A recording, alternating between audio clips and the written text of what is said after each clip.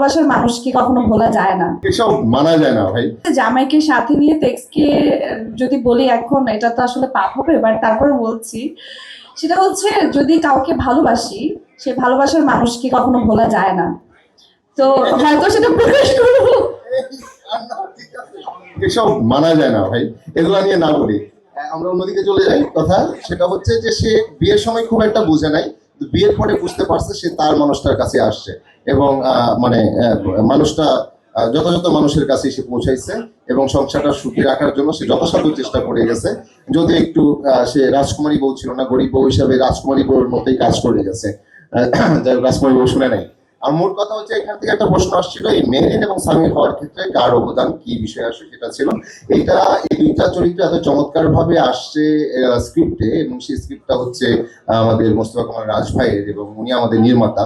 তো উনি আসলে এই দুইটা চরিত্রকে চাইছেন যে একটা পরিবারে এমন কিছু, মানে ছোট ছেলেটা এরকম হয়, এবং আমিও যদি বলি আমার ব্যক্তিগত অভিজ্ঞতা এরকমই অনেকটা রিলেট করতে পারি নিজের সাথে।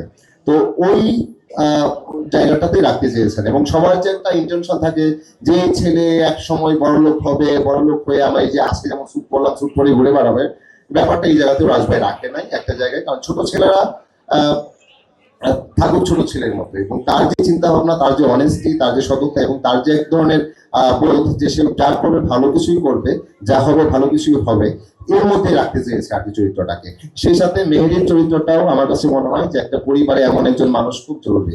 ছোট ছেলের বউ যদি এরকম হয়, ওই পরিবার মানে মানে কি বলবো, ওই পরিবার তো ফুলের বাগান হয়ে যাবে মোটামুটি, না আনন্দের বাগান এবং সুন্দর জায়গা, স্বস্তিকর জায়গা হয়ে যাবে। তো এরকম ছিল আর কি।